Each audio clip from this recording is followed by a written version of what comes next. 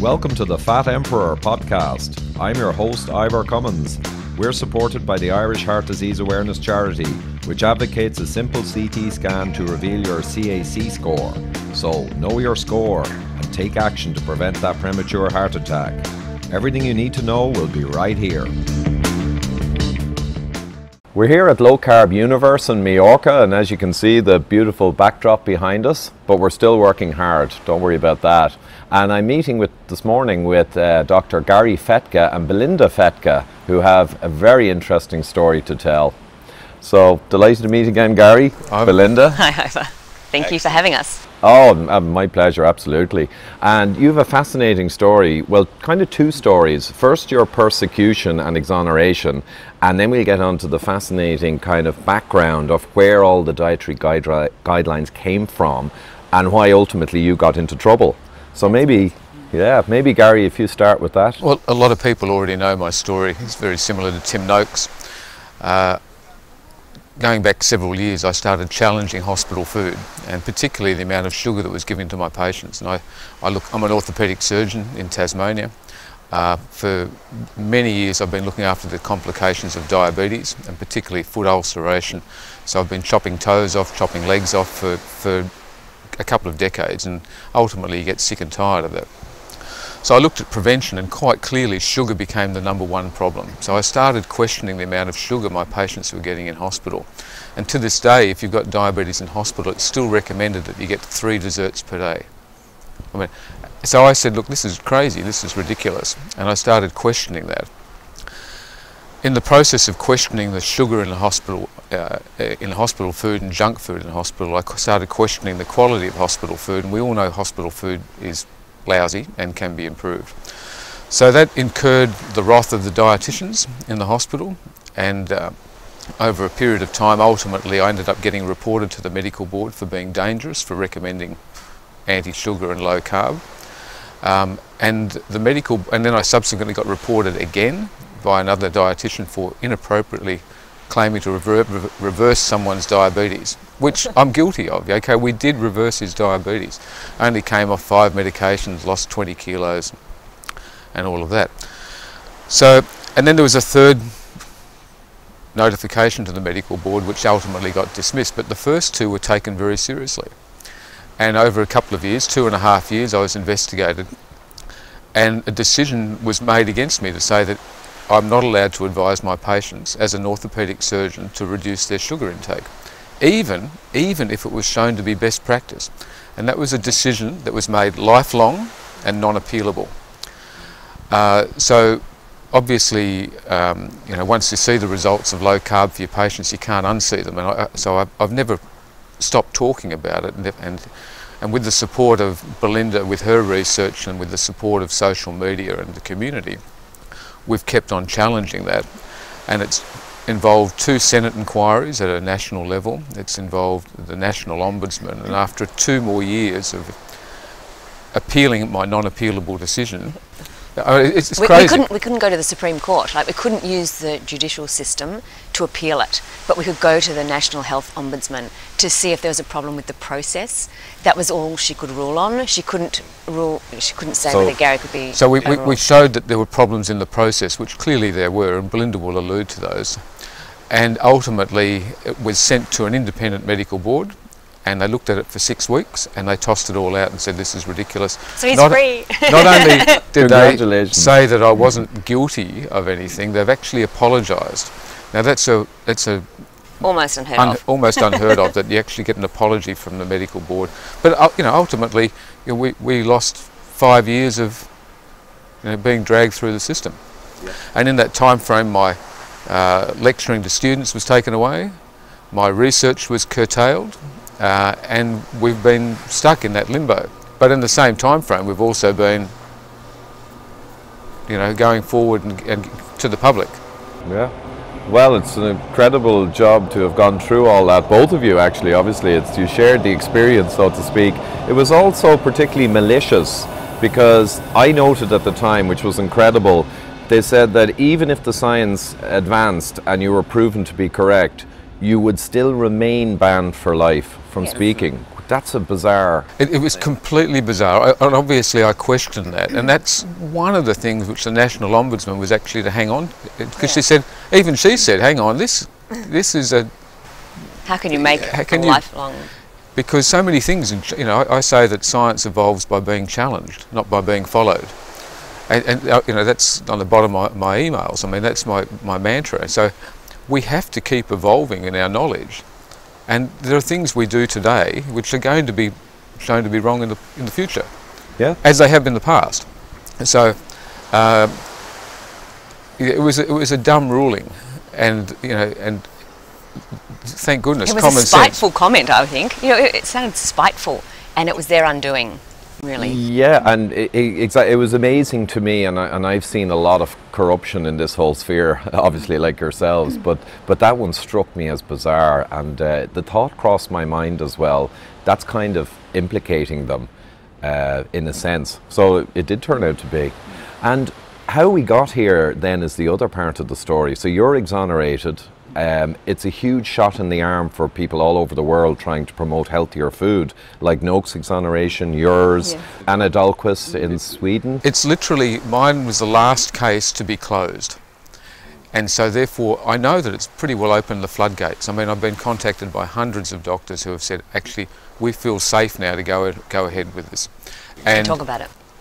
And so therefore, it has opened the door. And it now can become best practice in diabetes management. It can become... He says it can become, but you look on our dietary guidelines and you look at the Dietitians Association of Australia, which is our peak nutrition body, and they're still calling low carb a fad.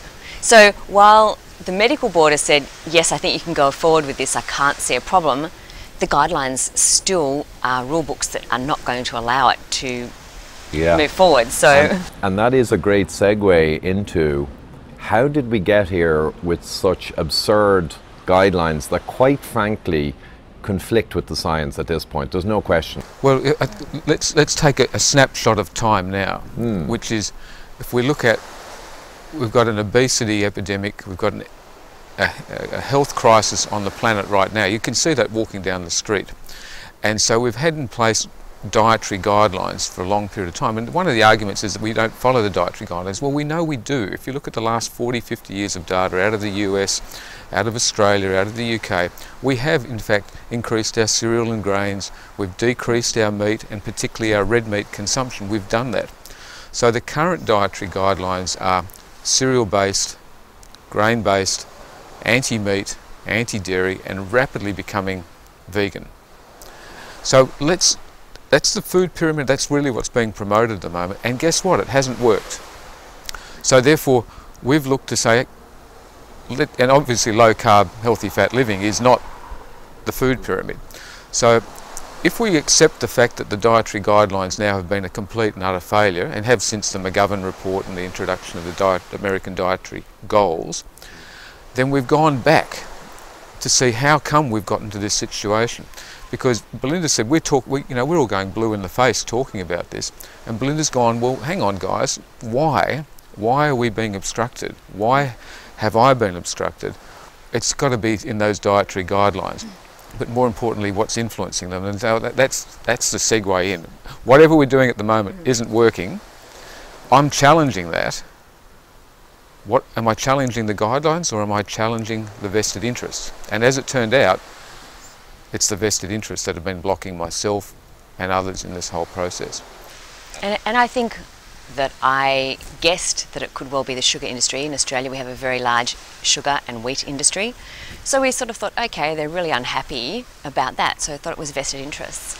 But when I started looking deeper, it was really fascinating. Everyone's sort of gotten stuck in this 1977 and the change to the low-fat guidelines. But I just kept going back, and it was fascinating, all the way back to what I've come to understand is it's the evolution of the evolution of our plant-based dietary guidelines have come from the two arms of the temperance movement, which sounds really bizarre, going all the way back to the 1800s. And in prefacing this conversation, I think it's really important to say that I'm not anti-religion in any way. Going down and finding some very strong religious influences on our dietary guidelines was just something I never expected to find. So I'm not anti-religion, and I'm not anti-vegetarian or vegan even. I think people have the right to a choice, and whether that's cultural, ethical, or a religious ideology, they have that ability to have that choice in our current society, I would think, and certainly from me. But as I've gone through and looked at their influence, the influence of vested interest and religious ideology on our dietary guidelines, and particularly the evolution of the plant-based, which is, I believe, a vegan dietary guidelines, they've taken away my choice, and they've taken away your choice, and they've taken away society's choice to eat meat. And it's bizarre. You think, I thought Gary was in trouble for talking about sugar and cereal, but it was actually he was in trouble for advocating animal protein and animal fats. Right. And this story, and I am broadly familiar with it, though the viewers may not be, it goes back literally to the 1800s. If Yes. you do proper detective work, which no one really has, it's... Well, except Belinda.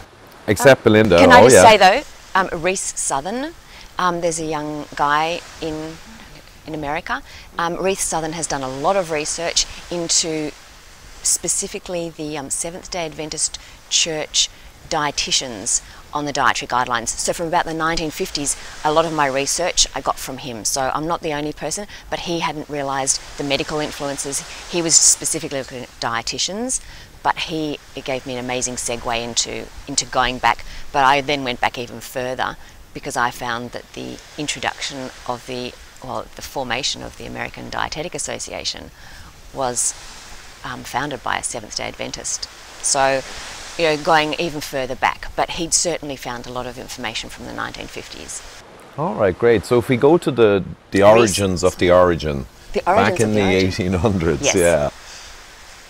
Yeah. Where it really began, this influencing force that I guess grew over the century and became more and more organised and more modern and subtle in its actions. It started in the late 1800s with a certain lady, I think.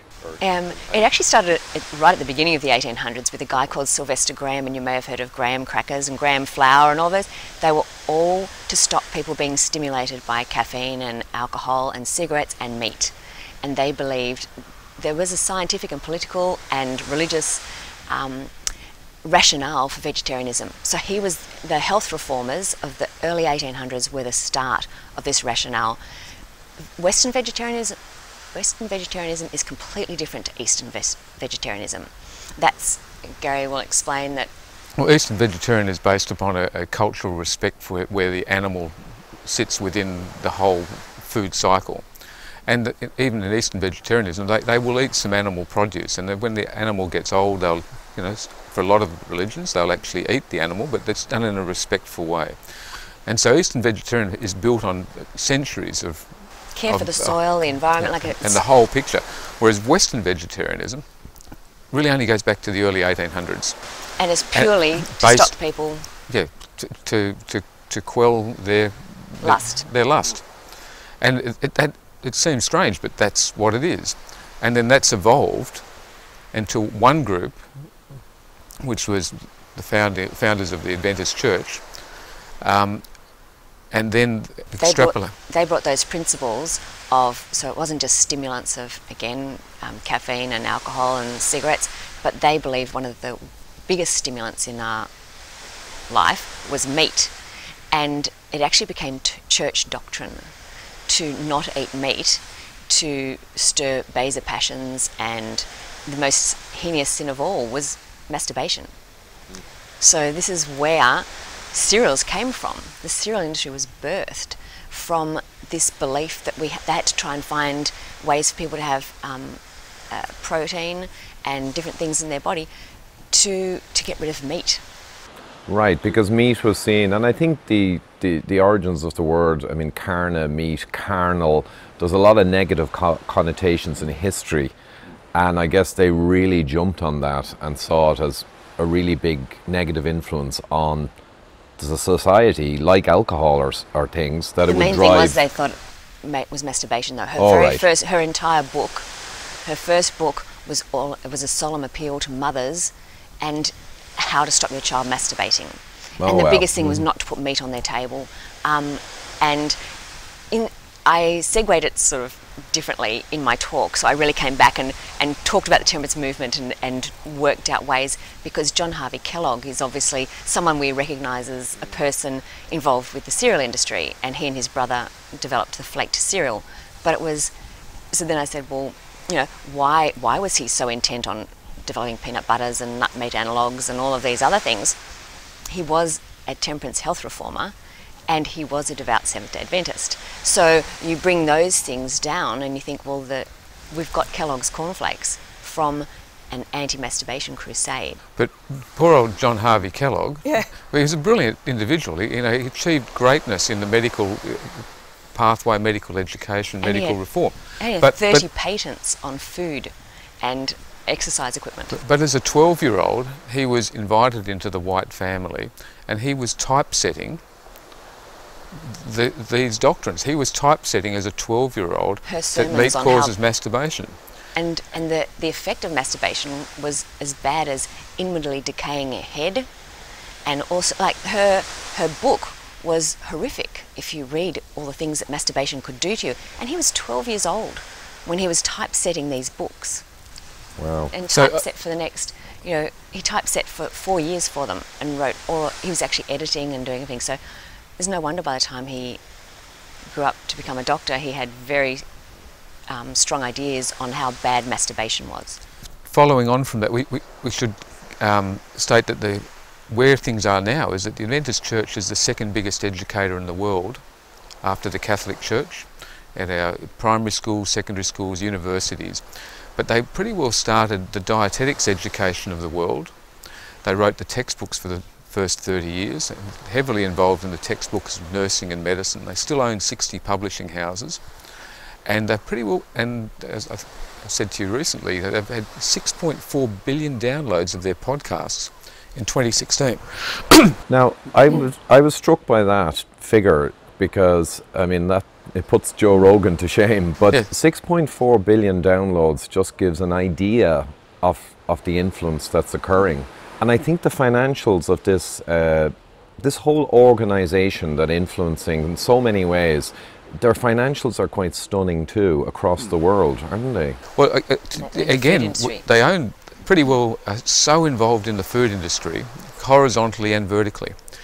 Acknowledging that only about 8 weeks ago, the senior members of the Adventist Church published an article in a journal called Religion, acknowledging virtually everything we're talking about now. So this is not, they're not hiding it, they're actually not upset by it, they're actually proud of what they've been able to achieve.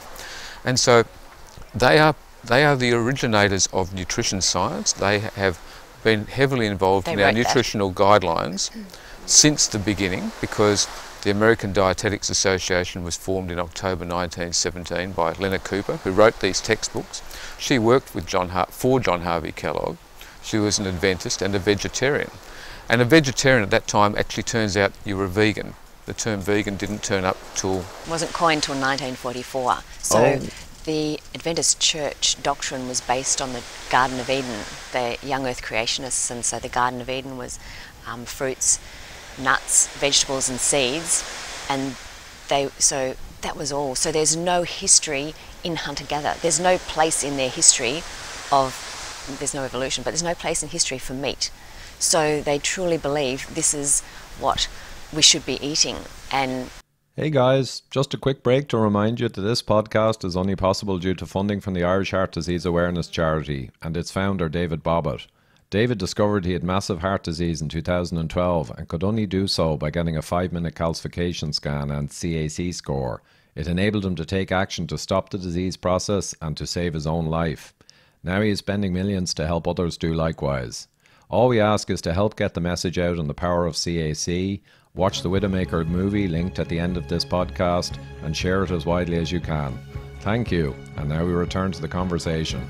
So the eating of meat is almost, it's an aberration. It's humans going a bit crazy. Yes. And driving further craziness and self-abuse. Yes. Yeah, and I think just in terms of I didn't know any of this story, obviously, before you dug it all up, and the other guy, whoever.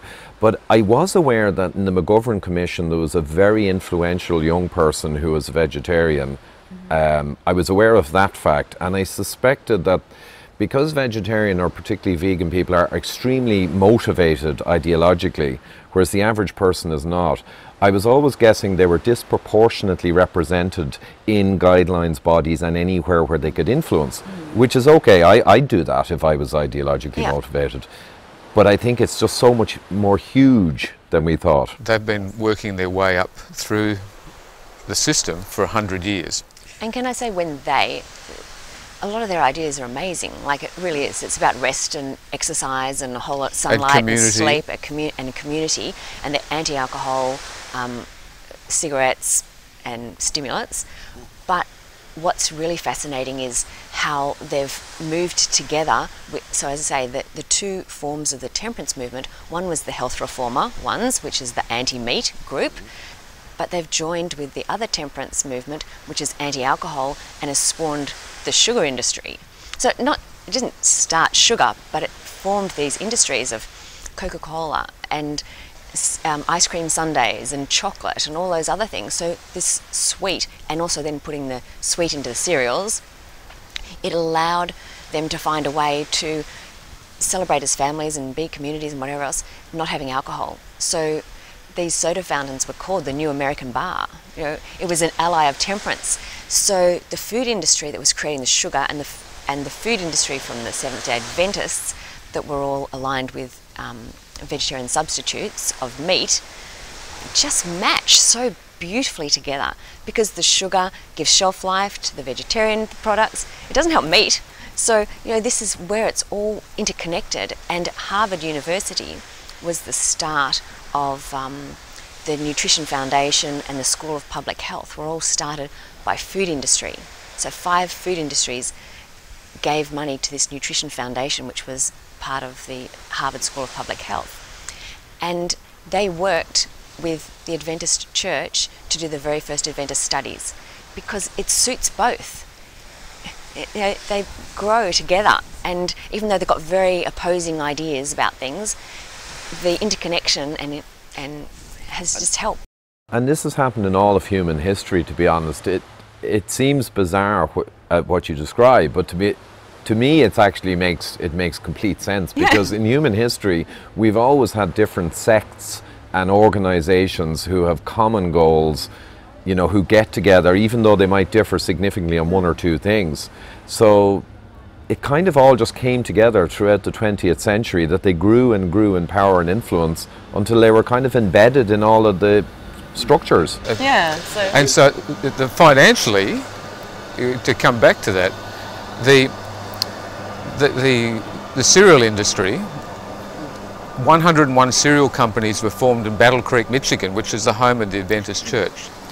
And over time, we've effectively got Kellogg's and all of their affiliates. But because they're largely owned originally by the Adventists, and they have Adventists work for them, their tithes, you can imagine 10% of the profits of the cereal industry is going back into the church.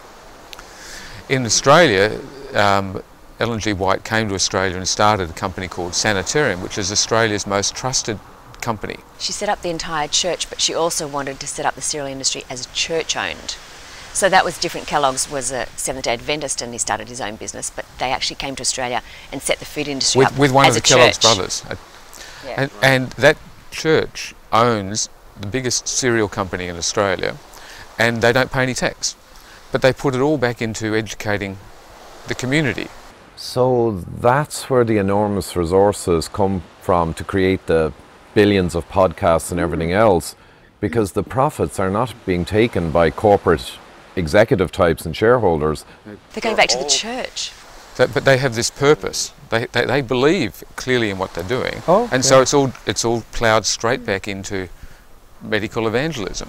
With charity status, so no tax really. No tax. There's no tax on Sanitarium. They make 462 different products and they don't pay any tax. But Sanitarium, being the biggest cereal company in Australia, I mean, I guess I'm just coming back, they're very large amounts of revenue. Yes. Indeed. Yes. Wow. But then they brought, the Adventist Church by Harry Miller brought soy from Asia, fermented soy, to the concept of soy to the Western world. So the modern soy product, Again, which he is saw that as an alternative to a meat meat substitute. So we've got fake meat, fake dairy, we've got infant formulas which are made predominantly from soy. Harry Miller And developed the first infant soy formula. so if you think about the massive impact of soy in the food cycle, and going all the way back to affecting our agricultural practice now, you know, the ploughing of soil to put in more soybean, that is actually all from the one group. So that whole soy industry is paying tithe back into the one church group, and that's where their funding is. And all of this stuff is actually in their annual reports. I mean, it's not hidden. I So don't you- think it's the entire soy industry, but but a significant portions of it. And so you can actually read their annual reports. It's got all the figures and it talks about the industries they actually own. And I think that is a very important point, because along with the disclaimer, and I'll also echo that one, that vegetarian is fine. I have many vegetarian friends. In fact, in our Irish medical group we're setting up, we have a vegan psychiatrist, a doctor in our group. Yeah. So it's fine, but not to try and influence the whole world in the way we're discussing. yes. But the other... It's taking away a choice. That's the thing. They're taking away a choice by developing these rule books that silence my husband. That exactly, Yeah. and that obviously have, I'll use the word corrupted, but it is corrupted. Soy, refined grains, and infinite formulas, and all the fake food, that's having an enormous negative effect on the world's health, even though they had good intentions. So this is not like a conspiracy where it's really unknown, like Twin Towers or anything like that, where it's really unknown what happened. All of this is on the record. It's all So there. we put links to it. It's all historical, just reality. Yes. Yeah. And where it's going now is the concern. So those two arms have come together, and so when you hear the term exercise is medicine, which is a brand owned by Coca-Cola and has come down that whole pathway. So whenever you hear the term exercise is medicine, that's effectively the food industries. It was started by Coca-Cola, vice president in 1978, the International Life Science Institute. So they have got over 400 companies that are food and pharmaceutical industries, plus whatever else, Kellogg's and Coca-Cola, nicely planted in there. And so this exercise as medicine is being led by, it's driven by Coca-Cola, with the entire ILSI in the background. So you can imagine Coca-Cola's coming this way. And on the other side of it, the new term is called lifestyle medicine. So whenever you hear the term lifestyle medicine, that's pretty well been set up, started by the Adventist Church. Virtually everyone at the senior level over the last several years has actually been from the Adventist Church. Senior level in America, in Asia, in Australia, and the global movement. In the Europe, I don't believe it's as heavily influenced. So they're just seeing the movement as an amazing thing and joining in. But it's promoting But vegan. it sounds great. Lifestyle medicine is about eating well, sleeping well, moving, exercising, and community, and bringing that together. Yeah. But it is actually, when you listen and carefully dissect their message, it's about veganism. And it is, in fact, when you go back to Australia, it's actually owned The by Institute of Lifestyle Medicine is owned by Sanitarium. Sanitarium. So to So- come in so yet they- another circle, we come back. Yeah, so they put these things into this processed food industry. Has, you know, But owns where all it's these at things. now is we've got exercises medicine and lifestyle medicine that are coming together and actually developing the medical curriculum for our students. I would say for the world. And That's as a their result plan. of that, we're seeing it's already been introduced in a few universities in the United States. and Loma Linda, which is the Seventh-day Adventist University, Harvard University, and South Carolina Greenville, which Stephen Blair's involved with, and he's been funded by Coca-Cola in the past with the Global Energy Balance Network group that's now defunct. So, and these are seed universities, ideally expanding to infiltrate, if you will, all of medical education. Yes. But they already are. They already. And we've got lots of examples of where they're spreading out into the South Pacific, into China, into my own Tasmanian University medical curriculum, which was part of what I didn't realise. I trod on a landmine in 2014 when that was actually being introduced as a test, the test run on the medical students, and I came through and said, actually, that's all nonsense. This is actually, inflammation is caused by sugar, carbs and polyunsaturated oils. And to shut him down even more, then they brought exercise is medicine as the trademark into our university, and they're promoting that, obviously. So everything is, diabetes is cured by exercise is medicine, and I'm just going, oh my gosh. So finding out all this has been incredible. It is absolutely incredible. And the thing is, the union of corporate power and state power is actually the definition of fascism. I found that out recently. I'd never viewed it that way, but that's the definition of fascism. Here, interestingly, I'm not saying it's fascism, but we have the allying of corporate power and ideological kind of religious interests together, which becomes extremely powerful because the huge revenues coming in can be redirected towards changing the message, changing the whole perception of everyone.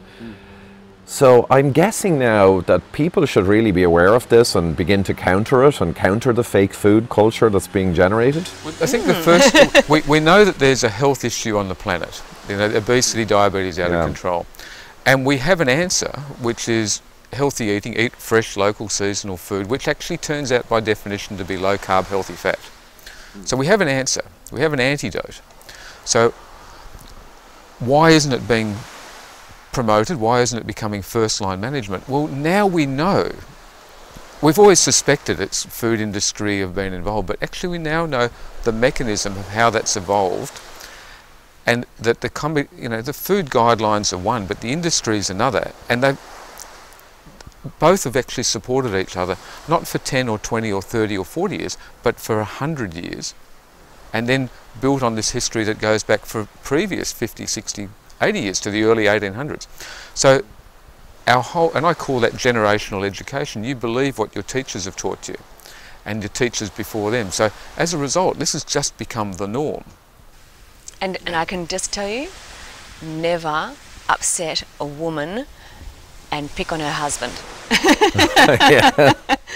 Absolutely, because look what's happened. All of this has become revealed. Yeah, if they'd never gone after Gary, and if the medical board had just gone, this is a bit silly, let's have a conversation, we want you to get off social media or whatever else, I would never have looked. Yeah. But they were so dogmatic, and I just went, you know what? They're not taking my husband down, and I'm going to find out why.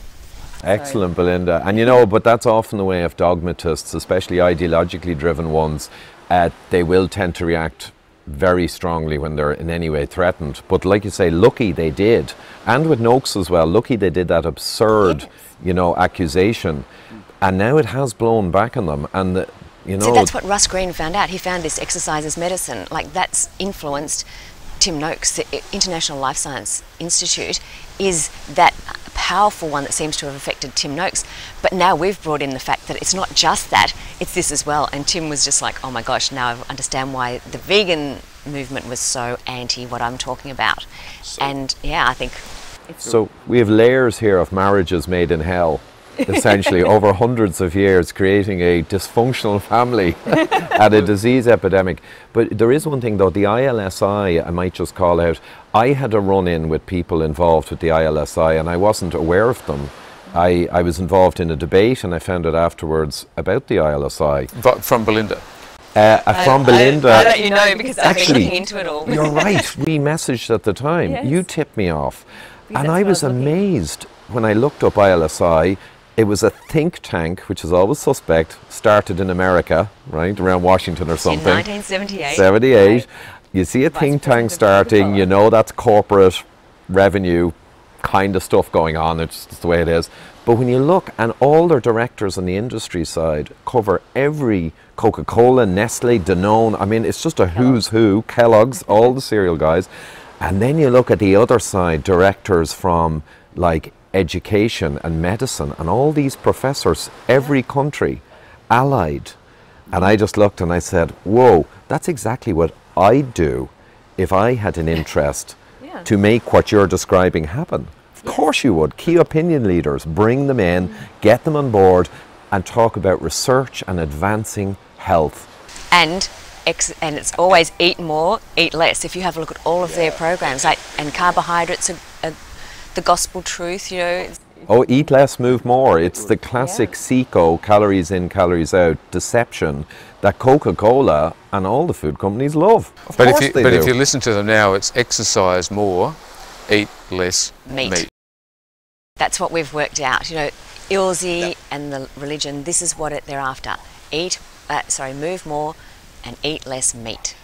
Now, just to be clear, that is certainly the intent. That's not technically a phrase yet. No, but if you'll hear it. So watch out for that. You look for it. So, I mean... They're talking about meat tax. ILSI now, ILSI are taking dietetic education into China. They're writing the textbooks for dietitians, or dietetics for China at the moment. And medicine. So, the things to listen out for, now that you know... They might not specifically say eat less meat, they'll call it plant-based.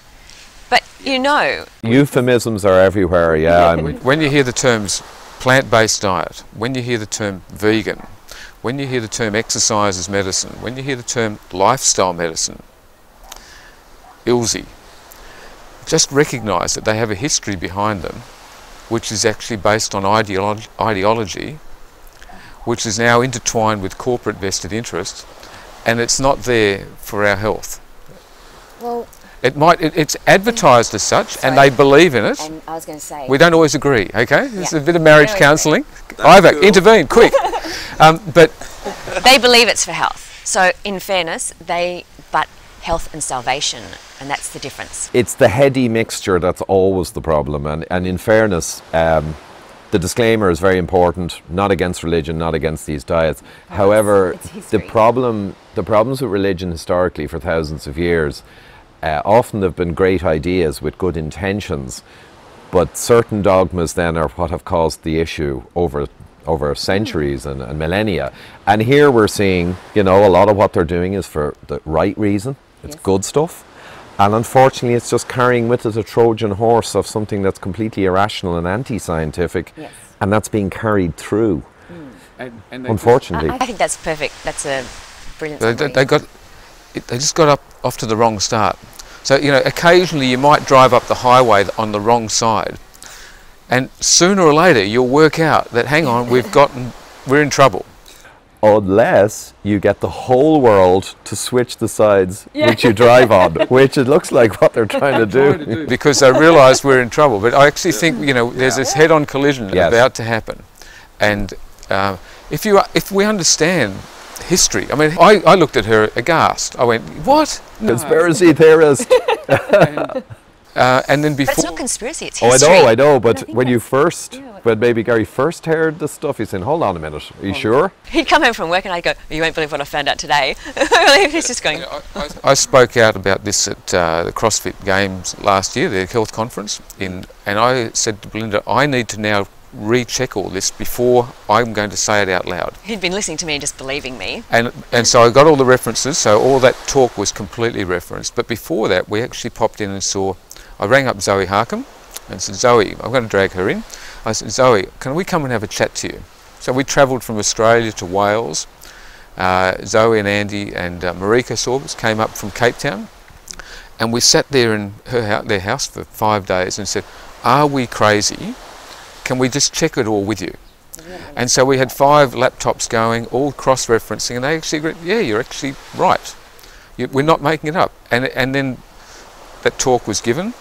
It's been acknowledged repeatedly since then by members of the Adventist Church. We've got a lot of ex-Adventists who have come along and said, you're absolutely right. They'd probably be my biggest supporters now, like some of the people who would contact me the most and talk to me and just go, just makes sense, I hadn't realised. And then in most recent times, this acknowledgement by the Adventist Church that what we're talking about is actually completely relevant. So as we all move forward, it's just important to know if someone comes to your table, what hat they're wearing. Yeah. And I think in going forward, ideology also needs to be discussed as a conflict of interest in nutrition science, because it's having a huge influence. I actually love that point, Belinda. There's so many important points here, it's dizzying, but that one is huge in itself, because an ideological driver for a human being is much more powerful than simply some extra money through classic conflict of interest. The COIs we see influencing medicine, and there are studies on this, can sometimes only amount to a few $1,000s a year, and gifts to doctors. Sure, but ideology is a much more powerful driver of a human than any it comes money. From the heart. It comes from the heart, and it's part of your essential intent, we used to call it in management. But that's a huge point. Conflict of interest should include, if you have religious and ideological beliefs, that clearly would affect your bias towards certain. But this is where it is. You know, there's a huge conflict of interest, and it just needs to be acknowledged. And in going forward, if we're creating, I mean, do we need guidelines at all? But for sick people, if we're going forward and creating guidelines, we may need those people who've got incredible experience in a vegan diet to be helping write that part of the dietary guidelines, but acknowledging their beliefs.